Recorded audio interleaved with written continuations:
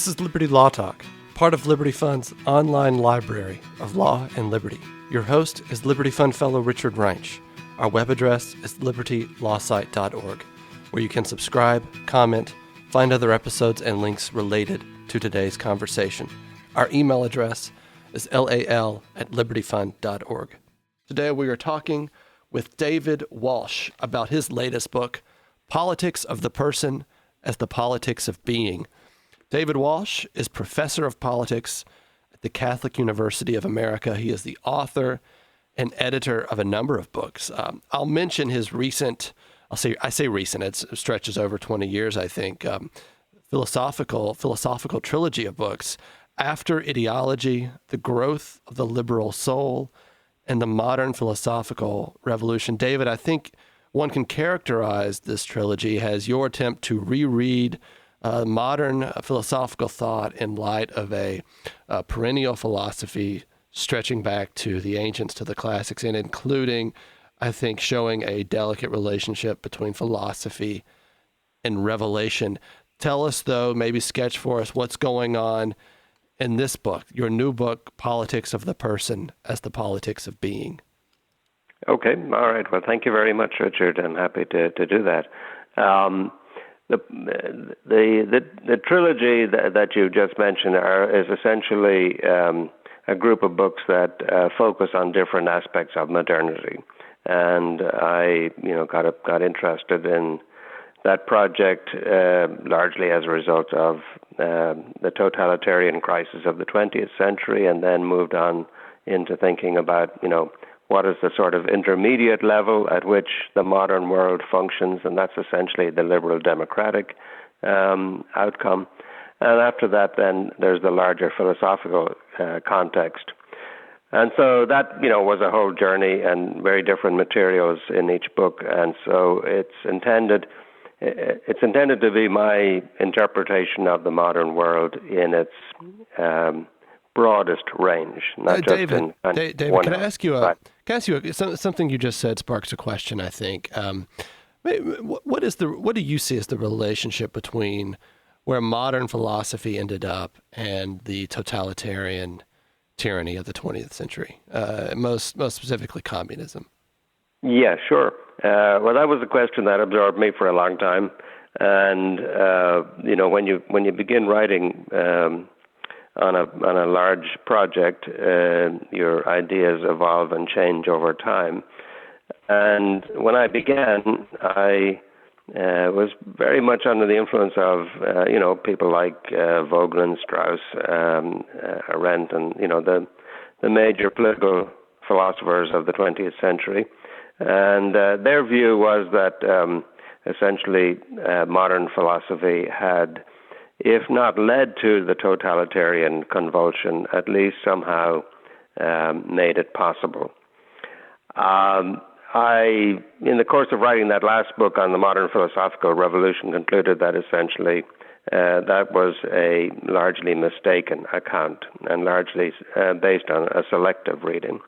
And so I ended up, to my own surprise, thinking of the course of modern philosophy as essentially a contrary movement or a resistance to the fragmentation and totalitarianism that eventually engulfed the 20th century and that we're still living in the aftermath of.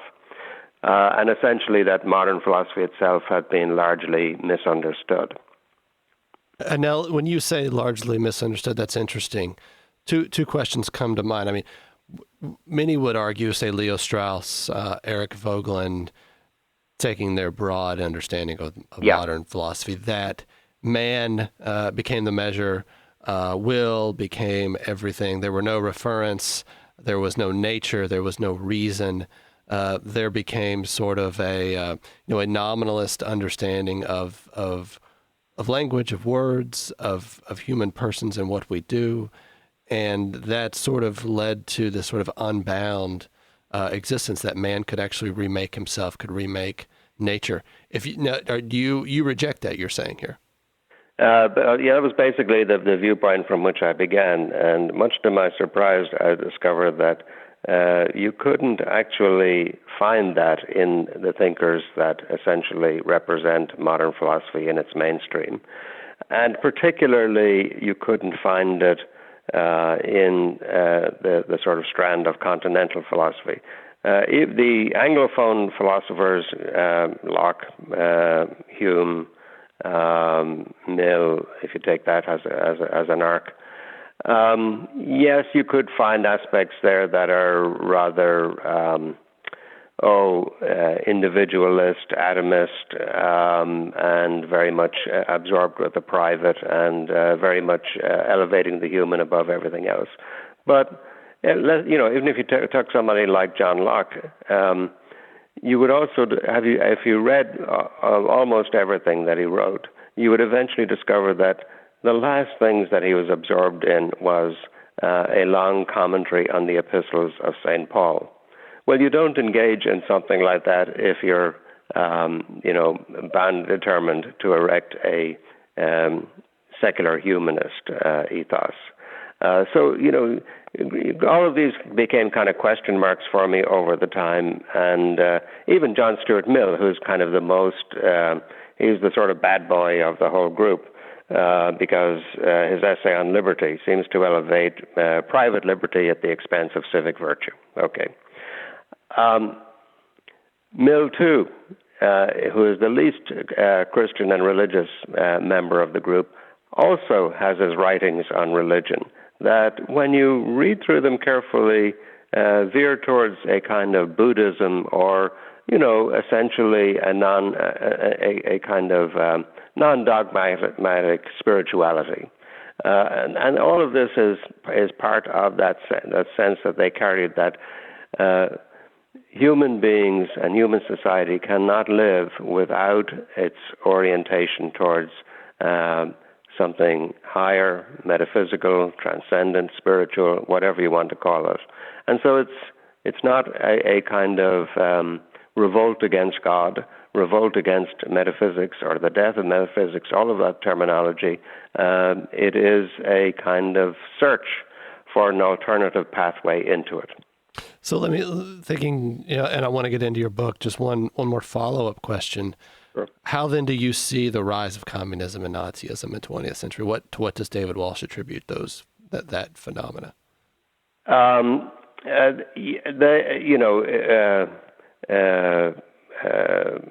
Eric Voegelin at one point refers to Marx as a spoiled mystic. And Voegelin had this view that Marx, even though he is responsible for the rise of totalitarian communism, carries also a spark of genuine religiosity. And so it's a kind of perverse religiosity.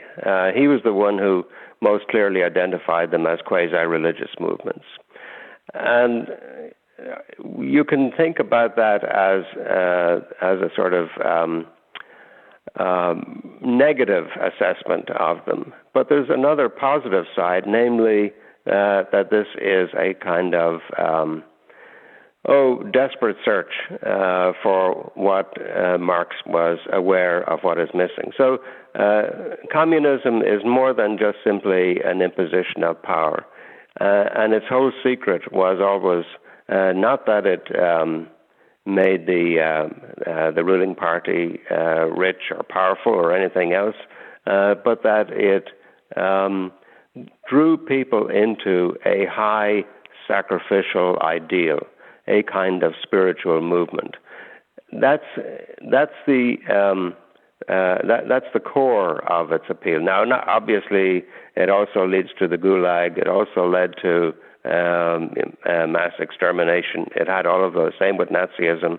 But there's also a sense in which these are movements that are at their core religious and spiritual in nature, and they can only be countered, and they can only be examined from the perspective of the real, you could say, the true religious feelings that animate human beings.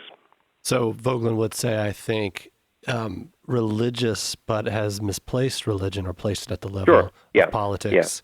Yeah. Thus And so the adequate response to them is never merely a kind of political or military response. It also has to be a spiritual one, one that thinks in terms of a redirection of that spiritual longing that's there, the spiritual absence that's there, and that desperately needs its proper fulfillment. So, for instance, communism is essentially a version of the kind of life that defined the early church, where everybody who joined the church laid all of their property before the feet of the apostles, and they lived together in community. That's one of its earliest inspirations. There's nothing wrong with that. As a practical matter, of course, it leads to disastrous consequences, and the church gave up on a communal mode of living. But there are always parts of the church, including the religious orders that live in that way. So it's a kind of misplaced fulfillment, a misplaced avenue for the highest ideals that human beings have. So moving on then to your book, your most recent book, you're arguing in what I take you to be saying is you're asking the question, who is the human person? What is he doing in his thinking and in his acting? And I think, and maybe you can elaborate more on this, you want to show, I think, that the rather truncated understanding we have as late moderns doesn't do full justice to the human person. Right, yes. And that's kind of, so this is a new avenue of inquiry for me, thinking not so much about the modern world and its crisis and how it can be addressed, but thinking more about the sort of longer arc of Western philosophy, because the term person is one that arises with the Greeks. It meant the prosopon meant the mask. That's the term from which we get the word person. It was the mask that was carried by the actor in the Greek tragedies. Over the course of the Western philosophical development, the term person disappears. It disappears even in the Christological dogmas, the Trinitarian dogma. It's replaced by other terms like soul, substance, self, identity. All of that is a terminology that eventually culminates in the idea of the individual. Individuals. But that's not, of course, what we really mean when we think about the person. Individuals are essentially, you could say, atoms, identical, replaceable, interchangeable. There are many individuals. So even the term individual doesn't actually capture what we want to say about human beings. What we want to say is that each is a unique individual in him or herself, carrying the whole world within and being responsible for the world that they live in. So that's a very different kind of sense from saying that, well, individuals are all just a kind of aggregate or replaceable or isolated atoms with nothing to do with one another. And it became apparent to me that, this was a sort of larger problem, not just a modern issue, but one that essentially occurs because the term person gets lost within the history. What's the significance of the term person? What maybe flesh that out for us? Well, just to give you a kind of example of it, Jacques Maritain wrote a small book called The Person and the Common Good, in which he essentially argued that instead of thinking about the individual and the common good, we should think about the person and the common good, because persons are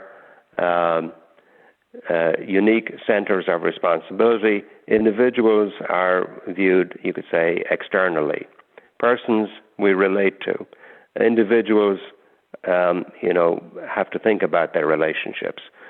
Even the whole notion that we are relational beings, that we are involved with others in every aspect of our lives, which is quite contrary to our kind of you could say, default self-understanding that I'm an individual, I take care of myself. Everybody, cooperates when they want, but that's about the end of it. In fact, human life from beginning to end is involved with the relationships that we have to others, and everything meaningful about it is a relational aspect. So thinking then, this modern understanding, which you're talking about, I'm an autonomous individual. Mm-hmm. I hear that a lot. I'm an autonomous individual. And you really, you at several points in the book, as I recall, you offer a corrective or a rebuke to that. Maybe talk more about that. Sure, yeah. Autonomy means simply self-governing, self-legislating, the autonomos, the self-grounding of law. Yes, that has had a bad rap. Immanuel Kant has been, I think, at the forefront of getting his knuckles rapped for it. The elevation of self-determination above everything else. I don't think that that's an accurate reading of Kant or of the best of the modern tradition, because when you really get into the notion of autonomy, you realize that autonomy is never simply about oneself. It's also about one's responsibility towards what is inviting us to respond. The others, God, the world. We are in that sense never simply autonomous. People, when they use the term autonomy, they think, "Oh, that just means that I'm free." Yeah. But Kant begins with the idea of duty. He doesn't begin with an idea of freedom. He says the first thing we know about is that we are obliged. We're under the demand or the imperative of duty. That means we're not free. David, do you not see, though, with Immanuel Kant, is there a problem, though, of the self-legislator, that I am a law ultimately to myself, even though there are the conditions that I need to transcend, as it were, my interests, my needs, my immediate desires, and find, the good, the categorical imperative? Does that not introduce problems that we see? Will it become something else? No, that's a good question, and it's a very common question that's asked of Kant and of this whole emphasis on autonomy. I don't think that Kant really has the perception that sort of anything goes, or we're free to do whatever we want as long as it's consistent and universalizable, all of those things. He really begins with the idea of duty, that we are bound by our duty. Now, he doesn't spell that out initially, and so people very often get the impression that, well, duty is simply an empty formalist term for him. But it really does get filled in with the concrete obligations that human beings have in their individual lives, their social lives, their political lives, and that's ultimately where the whole thing heads. It's really because of the way in which Kant begins his moral philosophy by thinking of autonomy as the first principle or the beginning of it. But even when you examine the idea of autonomy, it essentially is grounded in the notion of obligation. We are autonomous because we are obliged, and no one can force us, you could say, to fulfill our obligations. We either do it or fail to do it. So freedom and autonomy really is the freedom to, you could say, meet our obligations or the freedom to fail in them. So let's It's not think. a freedom to decide what they are altogether. So let's think about, maybe. I mean, that's interesting. You bring up freedom. I mean, I what I see, dominant opinion is freedom from, not freedom to. Sure. Freedom to is its own tyranny. I think people think I'm Yeah. commanded, I'm ordered to do things. I have to choose to do them for them to be authentic, and that choosing to is not a response to anything higher than my will, whatever that might be. Natural law, reason, Right. God. Sure. It Sure. must come from me. That of course raises all sorts of problems, though. There's all sorts of potentialities pregnant within that understanding. I think one of them clearly is this, more recent manifestation. I say recent; it's in the last 2 years. It seems sort of the transgender thinking that I can actually choose to be something other than my body would indicate I am. I can identify as a woman if I'm a man. Yeah. And it seems to me Yeah. that ultimately I have a hard time understanding that apart from a deeply democratic society, a society that thinks of persons in terms of a very narrow, autonomistic understanding, atomistic understanding, and Yeah. everything. And to the extent I'm connected to other people, it's only through consent and contract. And I just and I cannot divorce that from all of the modern philosophical thought that has come before us. Maybe you can help me understand my confusion here. Well, basically, what I'm suggesting is that there is an answer that comes from this whole modern philosophical revolution, of which, say, Kant is a kind of supreme example, and that is that they do not really begin with the notion of freedom, as Kant is. He begins with the notion of obligation, and so obligation is almost the contrary of freedom. We are obliged because, in a sense, we're free, but once we're obliged, then freedom is, you could say, challenged, or you could say becomes a responsibility for us. Freedom and responsibility go together. They're not separated, and I don't think that Kant necessarily introduces that separation. It's a misreading of Kant, and it's a misreading of even the idea of freedom itself, to think that freedom means anything if then nothing matters.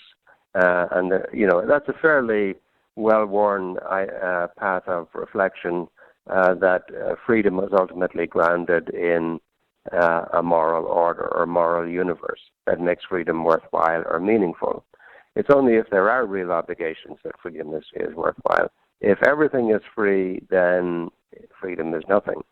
Yeah, no, interesting. You would say that. I mean, I've thought that also, but it seems this is something democratic societies push against relentlessly, and certainly, in the sort of crass celebrity popularistic culture we have, that's just a regnant thought pattern that I find. A question though for you, within the modern philosophical tradition, you're thinking about the person. Where does Descartes stand?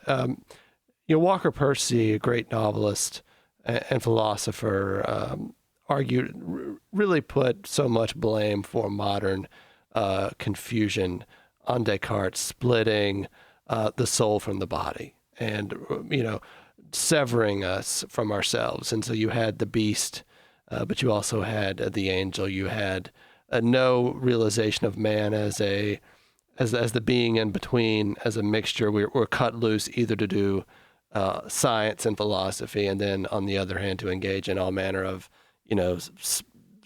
sensory acquisition or pursuits.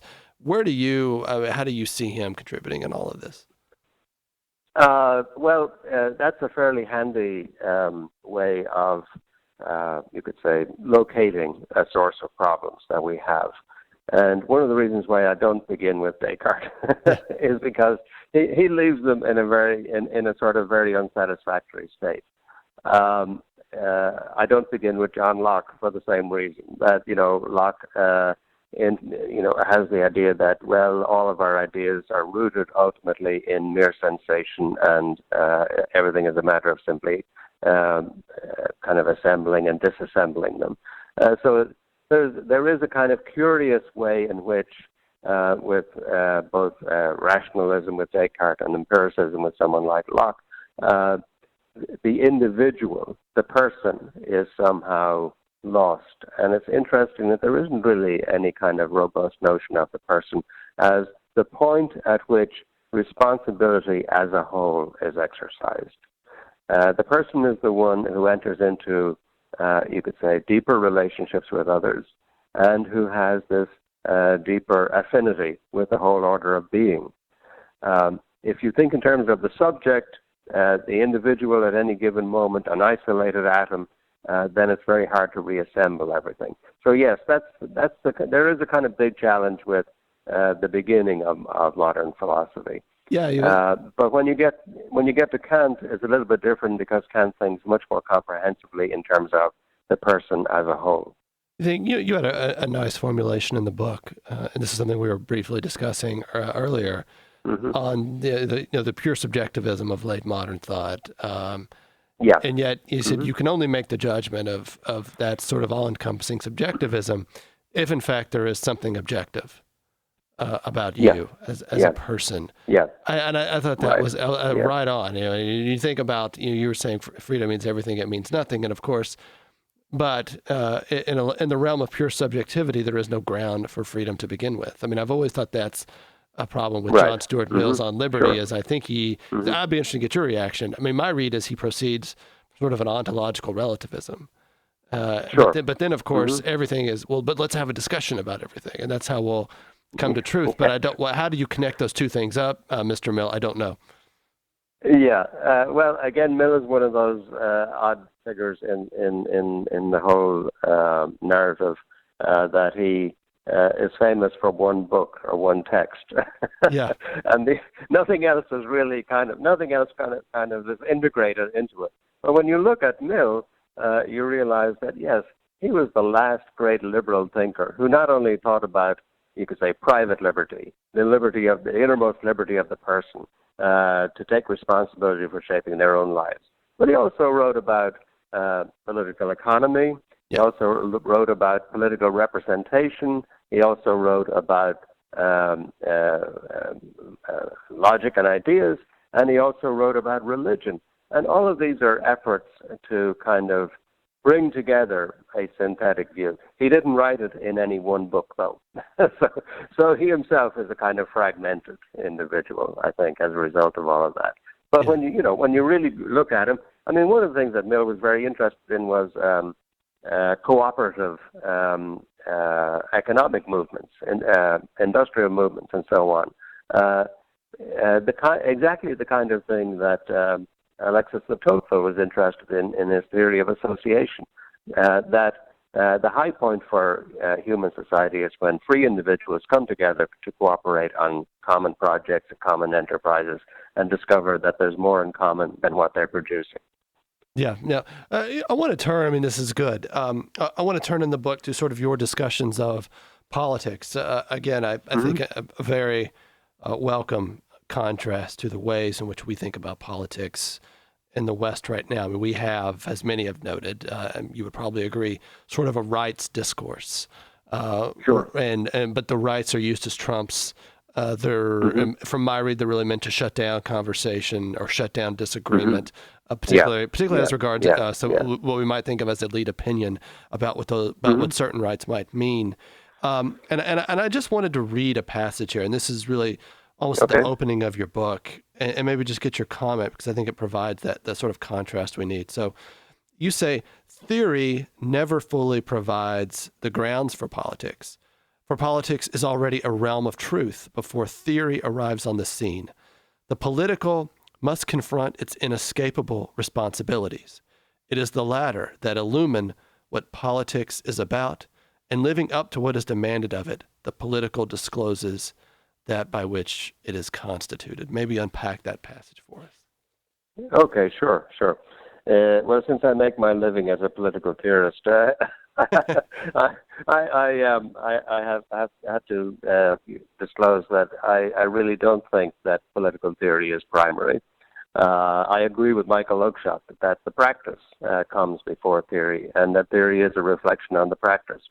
But I think I managed to get a little bit deeper into that problem than Oakeshott does by emphasizing the extent to which every political society that's functioning already takes its stand on an assertion of what is meaningful or value in human existence.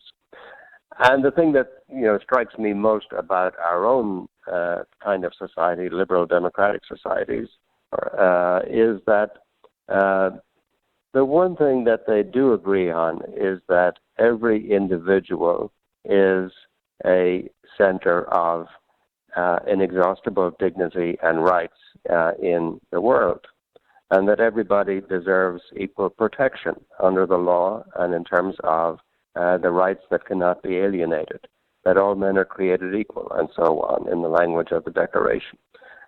This is a kind of bedrock consensus that's already there before anybody manages to articulate it or explain why it is so. And indeed, we live in the kind of political societies that are not very good at explaining what they believe, but they nevertheless believe them, and believe them rather strongly. And so it's in that sense that there's already a kind of disclosure of meaning and value before anybody asks, well, what's this all about, and how do we justify it? This interesting. You say the infinite worth of the individual, something Western societies are all built on. I agree with you, but have we not also now qualified that by saying no? It's only the fully autonomous individual, the person who can largely take care of himself or herself without others. Or, which is, even that's difficult to say because most of us are receiving some sort of grant from the government in various ways. But thinking about that understanding of, the infinite worth attaches to those who are, fully capable, persons. And because it seems there's increasing willingness on both ends of human life, and even for those, I think, and we'll see what's going to happen with the disabled, I think, but there's increasingly, I think, this sort of creepy idea that we can really cut that off for a lot of other people, say the unborn, infants, severely disabled, and the elderly. Interesting news story this week. Elderly people in the Netherlands seeking to immigrate out of that country for fear of being euthanized. Yeah. Well, of course, those kinds of concerns surface. You could say that the crucial question is whether they receive any intellectual defense, and how the resistance is mounted against dehumanization, depersonalization, and the destruction of human life. And that's a big part of the project of the book, is to explain a little bit how we can think of personhood as something that is there from the very beginning and lasts until the very end of human life. So that whether persons are fully functioning, fully present in the way in which we normally interact with persons is not so relevant, and that personhood is something that is indestructible at the end of the day. How do we know about it? How do we know about those things is really the big challenge. Yeah. And when we relate to one another in terms of, say, an objective definition, an objective giving an account of things, eventually that betrays us. So we have to ask, well, what is the proper way of relating to one another? The proper way of relating to one another is as persons, where how do you know whether the fetus is a person? Well, you would have to ask the mother, who's already in relationship with that fetus, and the parents, the mother and the father, who already think, yes, this is that other, our son or daughter, and we're thinking, we relate already in that way, even though they haven't named the kid. The kid's not walking around or anything else, but there's already a relationship ongoing, and we say, yeah, that's the definitive way of getting at the reality of the person. The person that I'm responsible for is the one I know as a person. Yeah. Well, now thinking about that, I mean, that's interesting. So what you're saying is, maybe this goes back to what you're saying with Kant, with duty, obligation, that, this incredibly difficult issue where it's hard to even have a discussion on something like abortion and the unborn, that their mere presence puts an obligation upon you. Of love. And but I suppose and the challenge there is this idea of self-sovereignty, which seems to largely reduce to war. That's kind of one of the bad effects of the Cartesian beginning. Descartes begins by sort of he's in the middle of the war in the Netherlands and in the 30 Years' War, and he has to warm himself in the stove, and so there's not much going on. So he can think about philosophical problems, and he asks,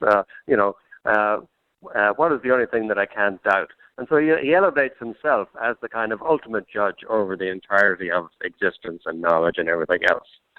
That's not, of course, how we think.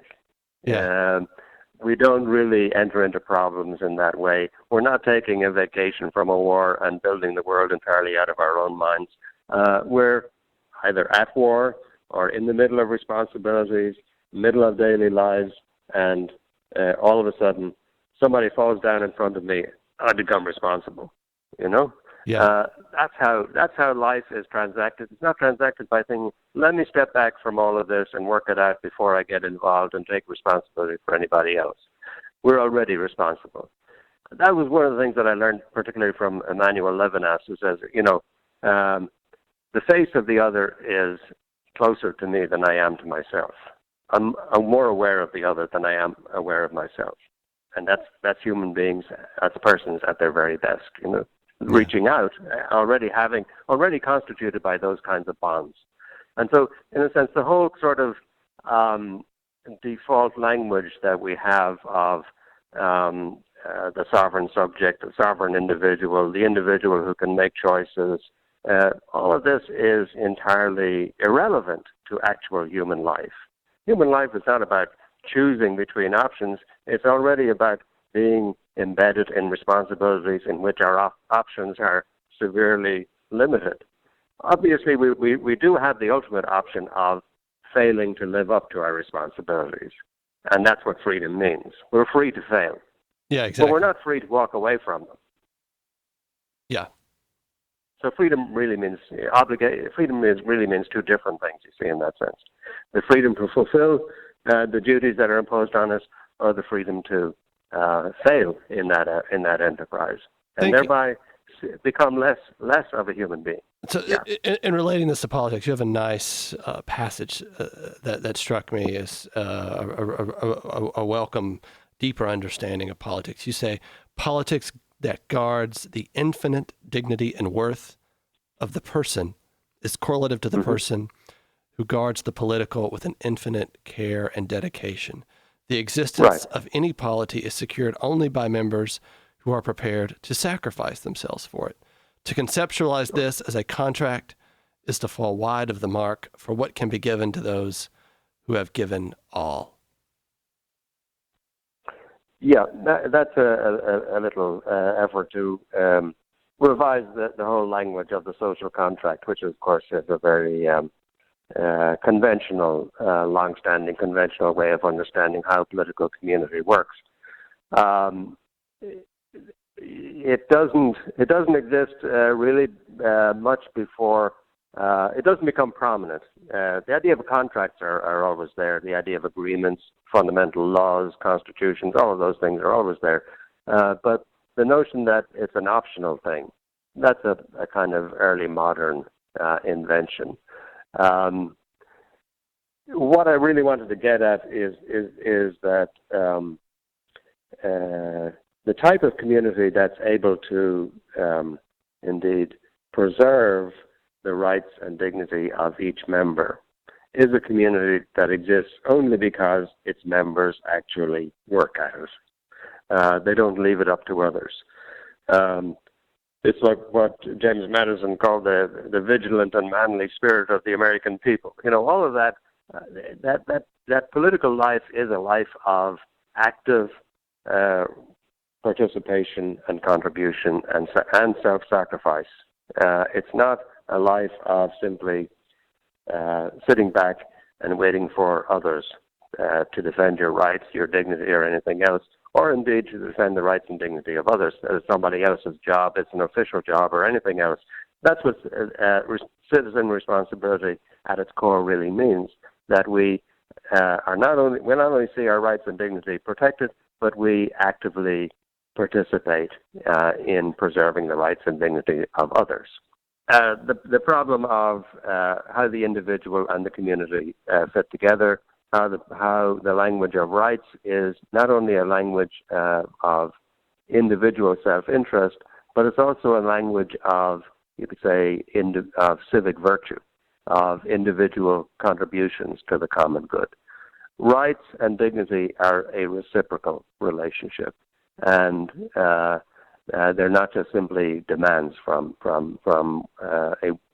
a single person perspective. So, moving forward here in the book, we've been talking about some of your political reflections. You have a brilliant chapter that I struggled to understand, but kept going back and rereading certain passages. And the title of that chapter is "God as the Seal of the Personal." What's going on in that chapter? May help us understand it. When we think about what it means to be a person, one of the things that I learned, especially from German idealism and Schelling, is that freedom and personhood are not simply human qualities or human realities, but that they have their origins in the nature of God. And indeed, the sort of awareness of what it means to be a person arises really when God calls human beings personally, individuals personally. When Moses is called by name, in a sense, he becomes aware of his personhood and the personhood of God. We enter into a relationship with God that opens up a kind of much larger perspective on what it means to be a person. Personhood is what God is. God is a person. And that's a kind of astonishing discovery because it means that God is not something distant, he's not something apart from us, but that ultimately God is relational. And that's, of course, one of the big contributions of Christianity to the idea that God is a trinity of persons, three persons in the one divinity. And you're saying this sort of arises as sort of a deep inwardness, an awareness, if I remember from the book, of this sort of awareness of personhood. I think it's interesting. John Locke denied the Trinity. Do you think about that in relationship to the way he wrote about individuals and freedom? I've always thought there was some connection there. I'm curious what you thought. I'm not actually fully convinced that he did deny the Trinity. Okay. But he certainly veers towards Unitarianism, which is a close relation, all right. Locke's account was rather idiosyncratic because what he wanted to do was to keep Christianity to strictly what was accessible in the Gospels, in the reasonableness of Christianity. And in fact, when you read the Gospels, there's really no fully satisfactory account of the Trinity. That's all true. So you could easily, become a non-Trinitarian Christian. Yes. Through a sort of biblical positivism. Yeah, that's right. But eventually the Church develops a fuller understanding and a fuller account of what the Trinity means and so on, and that becomes more or less the consensus. But the important thing that was of interest to me, I mean, I'm not acting as a theologian here. I'm acting as a philosopher who I'm interested in what it means to be a person. And the Trinity, the idea of the Trinity reveals something fundamental about it, and that is the essence of a person is relation to another. There are no persons that are just sort of isolated without any contact. To be a person means to give yourself to another. The members of the Trinity give themselves most completely, the Father to the Son and the Spirit as the union of the two.